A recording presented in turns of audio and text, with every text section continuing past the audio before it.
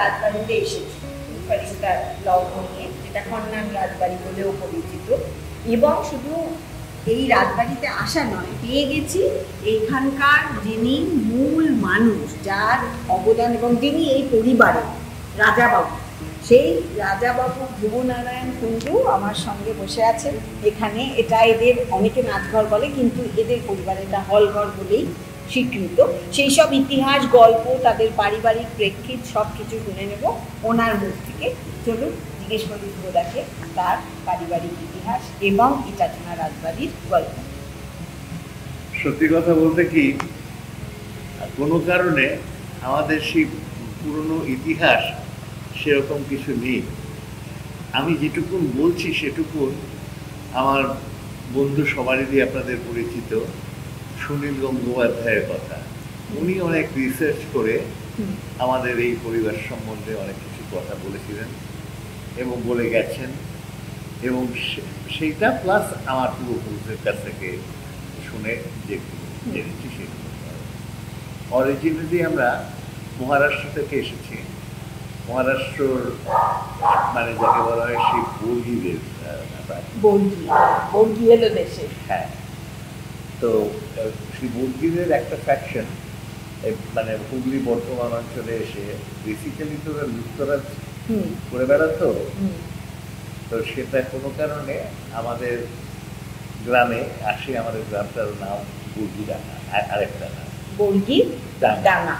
আচ্ছা, যদিও সেটা আমার পাশের গ্রামটার নাম হয়ে গেছে, কিন্তু অরিজিনালি তো সেখানে ওই খুব ভীষণ রকম চুরি ডাকাতি হতো, মানে চুরি, ছেঁচড়া চুরি। এখন বর্গীরা এসে দেখলো যে বেস্ট বেট হচ্ছে ওদের সঙ্গে একটা আন্ডারস্ট্যান্ডিং করা। সেই জন্যে বর্গীদের তো গায়ে অনেক বেশি জোর এবং অনেক বেশি তাদের তারা ওই ছেঁচড়া চোর ডাকাতগুলোকে মেরে থাকবে। তাতে করে ওদের একটা আস্থা জন্মালো এই বর্গীদের না উপরে। এবং তখন ওরা ভেবে দেখলো যে না, শুধু এই করলেই হবে না, সমাজে মিশতে গেলে উদ্দেশ্য তো সেটা জমি টমি এগুলোকে দখল করার। তো যদি ওরা এক ঠাকুর কিছু একটা মন্দির টন্দির করতে পারেন, তাহলে বোধহয় গ্রামের এই অঞ্চলের লোকেদের একটা আর একটু আস্থা জন্মাবে।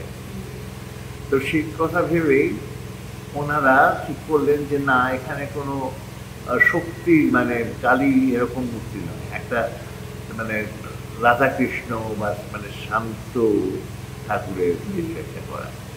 সেইটা ভেবেই ওনারা প্রায় 300 বছর আগে আমাদের এখানে মন্দিরটি স্থাপন করেন। যখন মন্দিরটি স্থাপন করেন তখনই তাদের মনে হয় তাই মন্দিরই যদি আমাদের হলো, মন্দিরটা বেশ বড়ই হয়েছে, এবং তাহলে তার চারিপাশে কেননা আমাদের থাকবার ব্যবস্থা করা যায়। সুতরাং তার বাড়িটা তাই তৈরি হলো, কিন্তু তারপরে এটা করতে গিয়ে দেখা গেল যে প্ল্যানিংটা ভুল ছিল। সাধারণত বড় বাড়ি বা রাজবাড়ি বা জমিদার বাড়ি যাই হোক, সেটা রাস্তা থেকে অনেকখানি ভেতরে হয়, কিন্তু যেহেতু মন্দিরটা আগে তৈরি হয়ে গেছে, তারপরে বাড়িটা করতে গিয়ে অলমোস্ট রাস্তার কাছাকাছি চলছে। তারপরে আস্তে আস্তে সেই বর্গীরাই তাদের সঙ্গে একদম মিশে গেল। অরিজিনালি আমাদের পদবী ছিল বা শুনেছি নাকি কুন্দান। সেই কুন্দানেরই অবধ্বংস হয়ে এখানে কুন্ডু বলে একটা ছিল, মানে সেই কুন্ডু হয়ে গেছে। এখন এই অঞ্চলে ওই অনেক নদী টদী ছিল সেই সময়, এবং সেই নদীর ধারে অনেক এই বালি টালিগুলো আসতো। আর ইংরেজরা সেই সময় তাদের নানা রকম বাড়ি তৈরি, কারখানা তৈরি, এই সমস্তের জন্য। কত সালের কথা, কোন সময়ের কথা আমি এক্স্যাক্টলি বলতে পারছি না, ওই তো ফরাসি যুদ্ধের কাছাকাছি। তো সেই সময় অনেক ওই এখানে হতো কি, ওই নদী টদী থাকার জন্য অনেক ওই শামুক টামুক পাওয়া যেত। তো সেই শামুকগুলোকে গুঁড়ো করে সেটা থেকে চুন তৈরি করার নাকি ভালো হয়। আর যেহেতু নদীতে সরে যাচ্ছে, সেখানে অনেকগুলো মানে খাদান তৈরি হয়, যেখানে ওই ইট তৈরির জন্য আচ্ছা। ইটের গোলা তৈরি করতে কাজে লাগে। হুম। তো এই আমাদের গ্রামের লোকেরা বেশিরভাগই সবাই ওই চুল সাউথ থেকে আর ইট এই কাজ করতো, সেখান থেকেই নামটা ওই ইটাচুনা হয়ে যায়। আচ্ছা। আমার জাস্ট আগের জেনারেশন, তাদের প্রচুর অবদান ছিল এই গ্রাম উন্নয়নে।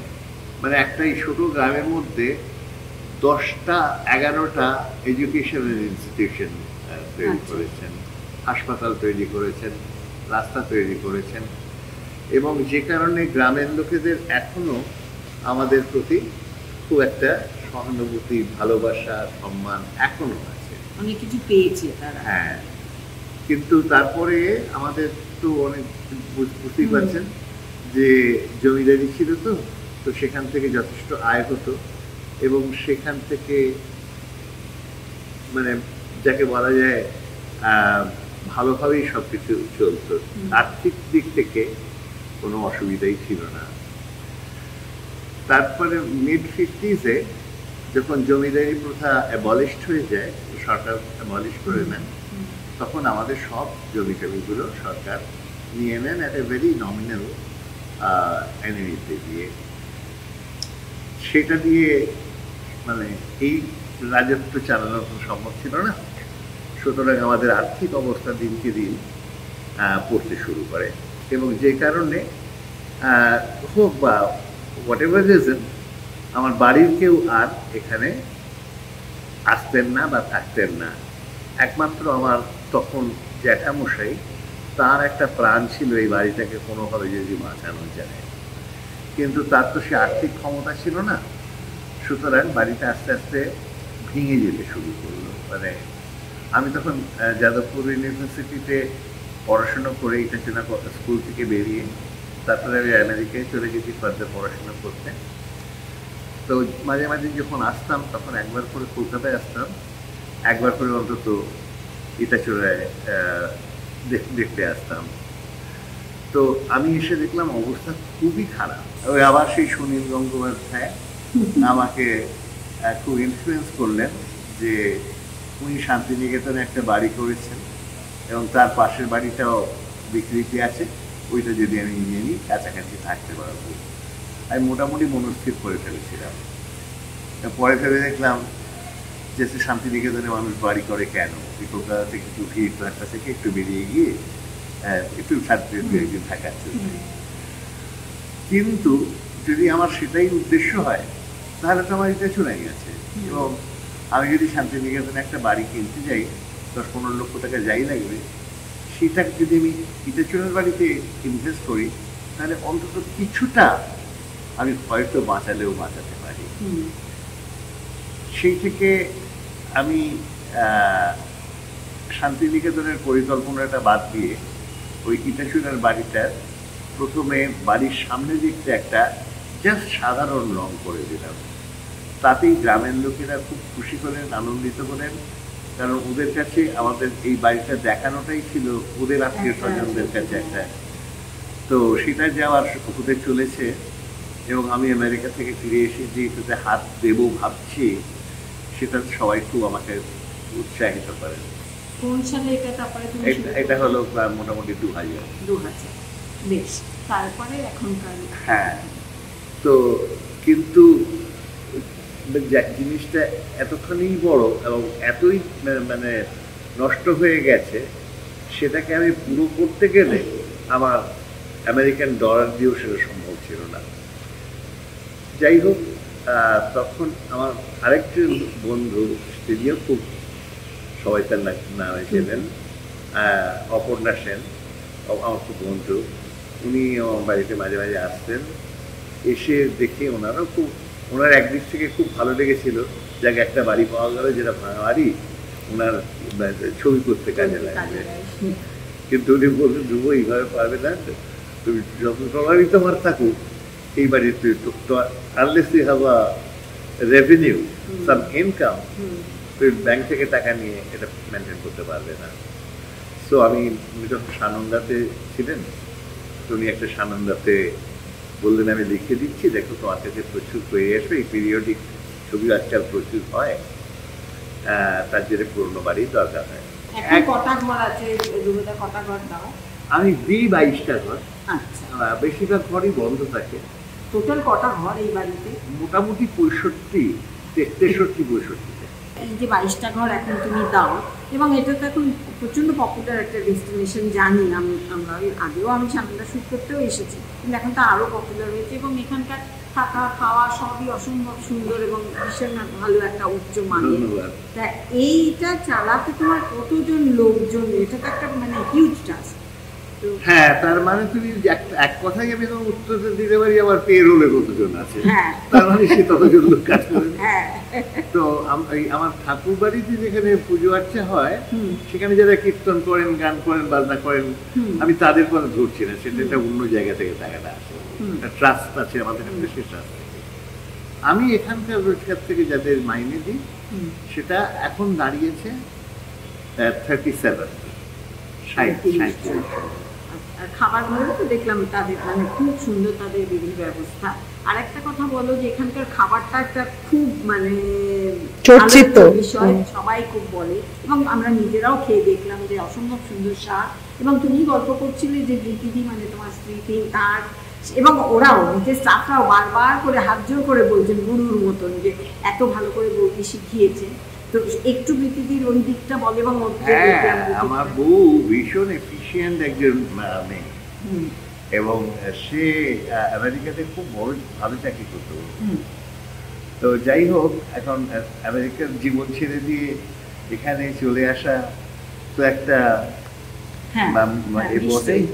তো আমাকে বলেছিল তুমি যাও, let me hold the fort here, if you fail তাহলে you may come back and have a place to stay. তো আমি আসার বছর 5 পরে উনি আসলেন। ওনার তো অনেক ফিলোসফিক আইডিয়া এবং ইচ্ছা, মানে গ্রামে মেয়েদের পড়াবো, তাদের সেলাই শেখাবো, আর এই সমস্ত ফাইনাল সেন্সেস গুলো ওনার খুব কোনো কারণে কোথাও থেকে ইনহেরিটেড হয়েছে। সব দিকটাই ফাইনাল ব্যাপারগুলো উনি, হ্যাঁ, যে কারণে আমি যেটুকুন বাড়ি উপরে উপরে সারিয়েছিলাম, যা হোক কিছু লিভেবল করেছিলাম, উনি এসে সেই ঘরগুলোকে আবার পাল্টে দিয়ে মানে আসবাবপত্রগুলোর করে ছবি আঁকতে পারতেন ভালো, সেই ছবি এঁকে নানা জায়গায় আলপনা দিয়ে, এবং অদ্ভুতভাবে কি করে জানি যেটা হয়েছে, সব রান্না খুব, সেটা আমি আমেরিকাতেও দেখতাম যে আমাদের যখন খাওয়াতেন ভীষণ ভালো লাগতো। তো এখানে এসে উনি এবং ওনার বোনকেও উনি নিয়ে এসেছিলেন ফর অ্যাবাউট এ মান্থ, যে তারা যেন রান্নাটা এখানকার লোকেদের শিখিয়ে দেয়। এখানকার খুব সুন্দর। আর যেটা তুমি খুব একটা খাঁটি কথা বলছিলে আমরা যখন গল্প করছিলাম, যে এখানকার তেমন কিছু নেই, খাওয়াটা একটা ইম্পর্টেন্ট ব্যাপার। সত্যি মানুষ বেড়াতে যখন আসে তখন তো ওইটা একটা মুখ্য বিষয় হয়ে দাঁড়ায়, এবং ওটা এতটুকু খারাপ হলেও সেটা অনেকখানি খারাপ লাগার কারণ হলো, সত্যি বলছি, আমাদের এখানে না আছে সমুদ্র, না আছে পাহাড়, না আছে জঙ্গল, মানে মানুষ বেড়াতে যেতে গেলে যেসব জিনিসগুলোর প্রতি অ্যাট্রাক্টেড হয় সেগুলো নেই। আমি তখন দেখলাম যে আমার কি আছে, মানে প্লাস কি আছে, মানে কোনটা পজিটিভ আছে। তখন দেখলাম যে কলকাতা থেকে দূরত্বটা 1.5 থেকে 2 ঘন্টা, এইটা একটা অ্যাডভান্টেজিয়াস ব্যাপার। কারণ মানুষ বেড়াতে চাইলেও আমার এখানে দিয়ে বা গাড়ি করে যাবো, না ট্রেনে করে যাবো, না প্লেনে করে যাবো, এখানে এই 1.5-2 ঘন্টা গাড়ি চালিয়ে আসার কোনো বিশেষ আপত্তি কারো থাকছে না। এবং যেহেতু আর কিছু নেই, মানুষ ওই একদিনের জন্যই বেসিক্যালি আসেন। খাওয়াটাকে আমি যদি সেই স্ট্যান্ডার্ডে তুলে নিয়ে যেতে পারি, যেটা দেখে সে খেতেই আবার আরেকবার দেখলেন তো অনেক কথা, মানে একেবারে ঘোড়ার মুখের খবর বলতে যা রাজাবাবুর থেকে আমরা জেনে নিলাম, আপনাদের জানালাম। উনি গপ্পে মানুষ, এই গল্পে শেষ হবে না, কিন্তু একটা জায়গায় আমাদের থামতে হবে। তবে একটা জায়গায় শুধু আমি ডিফার করছি, কিছু নেই এই কথাটা এখানে ভুল। এখানে আছে ইতিহাসের গন্ধমাখা একটা সময়, এবং সেই সময়টাকে জিয়ে রেখেছেন, বাঁচিয়ে রেখেছেন যুবনারায়ণ কুন্ডু। এবং আজকে খুব বিখ্যাত এই জায়গা। দেখতে হলে, এর স্বাদ বুঝে নিতে হলে আসতে হবে ইটাচনা রাজবাড়িতে, খুব কাছে কলকাতা থেকে, গাড়িতে মাত্র 1.5 থেকে 2 ঘন্টা লাগবে। চলে আসুন। আর ওই যে বললেন, যদি শুধু খাবার ইচ্ছেও থাকে সেটা ভেবে দেখা যেতে পারে যে যদি এরা অ্যালাউ করে, তাহলে আমার তো নিজের মনে হচ্ছে যে থাকার সময় না থাকলেও খেতে অন্তত আরেকবার যদি আসতে পারি, তাহলে বন্ধু বান্ধব নিয়ে, তাহলে খুব ভালো লাগবে। দেখুন এবং প্ল্যান করে ফেলুন কবে আসবেন। দেখতেই পাচ্ছেন ইটাচনা রাজবাড়িতে আছি বলেছিলাম, এবং সেখানে চলছে ব্রেকফাস্টের পালা। এখানে যা কিছুই ব্রেকফাস্ট হোক, লাঞ্চ হোক, সবই এলাহি। পঞ্চব্যঞ্জন শব্দটাও এখানে যেন কম পড়ে যায় বলে মনে হয়। আর আমাদের সঙ্গে আছে এখানে, জোরে জোরে তোমার নামটা বলো। প্রভাতী বক্সি। প্রভাতী বক্সি। প্রভাতী বক্সি। এর রান্না কাল রাতে খেয়েছি, সেগুলো বিশদে বলবো পরে। আর আজকে ব্রেকফাস্টে কি পাকড়াও করতে পেরেছি, কাল এত ব্যস্ত ছিল তাকে ধরতে পারিনি। আর পেছনে দাঁড়িয়ে আছে সব আমাদের দাদা দিদিরা, এরা সাংঘাতিক হেল্প করছে। আচ্ছা, এখানে রয়েছে আজকে এটা কি কি বলে, ডালপুরি। ডালপুরি। আচ্ছা, এই ডালপুরিটা একটু দেখাই। এটা দেখে মনে হবে লুচি, কিন্তু আসলে ডালপুরি। এখানে সবই এরকম অভিনব ব্যাপার। এখানে ফলটা খুব সুন্দর করে সাজিয়ে দেওয়া রয়েছে। ছোলার ডাল আছে, আলুর দম আছে, হ্যাঁ, বেগুন ভাজা আছে। বেগুন ভাজাটা আবার কি সুন্দর দেখুন, কলা পাতা কেটে তার উপরে দেওয়া হয়েছে। কারণ খাওয়াটাই তো আসল কথা নয়, কিভাবে দেওয়া হচ্ছে সেটাও এখানে জরুরি। এবং এখানে তার সঙ্গে রয়েছে ছোলার ডাল রয়েছে, ফলের মধ্যে দিয়েছো আপেল, কলা, কলা আছে, আম আছে, বেদানা আছে, গুড়। আর এটা হচ্ছে সন্দেশ আছে, মাখা সন্দেশ। আচ্ছা, এই হচ্ছে আমাদের এখন আপাতত সকালের ব্রেকফাস্টের পর্ব। অসম্ভব ভালো রান্না করে। কালকে কি কি খেয়েছি সেটা আবার আরেকটা তোমার আপনাদের পরে জানাচ্ছি। কিন্তু একটা জিনিস না বলেই পারছি না, যেটা ওর মুখ থেকেই শুনতে হবে, সেটা হচ্ছে এই মিষ্টিটা ও নিজে বানায়। এবং এখানে যা কিছু খাওয়া দাওয়া সব কিছু শেখানো হয়েছে এর যে গুরু আমাদের বৌদি, বৌদি, এবারের বড় বৌদি রীতিদি, ধ্রুবদার স্ত্রী, অসম্ভব গুণী মহিলা। তার আরো অনেক পরিচয় আমরা দেবো একটু একটু করে। কিন্তু এই মিষ্টিটা, এটা প্যারাকি, যে প্যারাকি পুরনো মিষ্টি, কিন্তু ওই হাতের তার, হাতের গুণ, শিক্ষার গুণ, এগুলো একটা ব্যাপার। সেটা তুমি একটু বলো, এটা কি করে বানিয়েছো? এটা হচ্ছে প্রথমে ময়দাটাকে মাখা হয়েছে ময়াম দিয়ে, যেমন ময়দাটা মাখা হয়, মেখে নিয়েছি। নিয়ে রাখার পরে আমি নারকেল কুড়িয়ে নারকেলটাকে মিক্সিতে পেস্ট করে নিই, তাতে একটু ছোট এলাচ দিই। আচ্ছা, ছোট এলাচ দিয়ে পেস্ট করে নিয়ে সেটাকে আমরা একটা পুর বানাই। ওটা কড়াইতে পাক দিয়ে পুর বানাই। পুরটা হচ্ছে চিনি দিই, তার সাথে একটু সন্দেশ দিই। এই পুরটা যেই হয়ে যায় রেখে দিই। এই প্যারাকিগুলো আমরা পুরো বেলে নিই। বেলে নিয়ে একটা সাইজ মতো লুচি আকারে করে নিই। দিয়ে সেটাকে আমরা ওই পুরটা করা আছে, সেই পুরটার মধ্যে দিয়ে ভাজ করে সেটা তেলে ভাজতে হবে। সাদা তেলে ভাজি। সাদা তেলে ভাজার পরে, রাখার পরে আমরা যেরকম যত না লাগে, মানে সেই অনুযায়ী আমরা সেটা রসে ফেলে সেটা তৈরি করে এটা আমরা পরিবেশন করি। আচ্ছা, আমাকে বলতে পারবে, ধরো 6টা বা 10টা প্যারাকি করতে কতটা ময়দা নারকেল লাগবে? হ্যাঁ, বলো। ধরুন আমি যেটা করি, আমি 500 ময়দাতে তাতে 3টে নারকেল। আচ্ছা, 3টে নারকেল। আর চিনিটা একটু বেশি খায় না, সাদা মতো চিনি থাকে। এবার তার আমি 500 ময়দা প্রায় 48খানা আমরা প্যারাকি করি, 48টা করি। তার সাথে সন্দেশ বেশি দিই না, 100 সন্দেশ, মানে ছানা যেমন নর্মাল সন্দেশ দিই। দিয়ে সেটা নারকেলের সাথে পেস্ট দিয়ে তারপরে খুব ভালো খেয়েছিলাম তোমাকে। এটা এত ভালো লেগেছিল, তাই ভাবলাম তোমার থেকে একটু শিখে নিই। কারণ এটা রেঁধে দেখানোর সময় নেই, কিন্তু আমার দর্শকদের জন্য একটুখানি দরকার জানানো। আর স্বাদটা অসম্ভব ভালো হয়েছে, কোনো তেলের গন্ধ নেই, খুব সুন্দর। শিখে নিলাম প্রভাতের থেকে, আপনাদেরও শেখালাম। এবারে আমরা ব্রেকফাস্ট করবো, তারপরে আবার এইটা হচ্ছে আমাদের বেশি, মানে আমার কাছে বৌদি, আমার কাছে একদম মানে thank you Prabhati, thank you so much.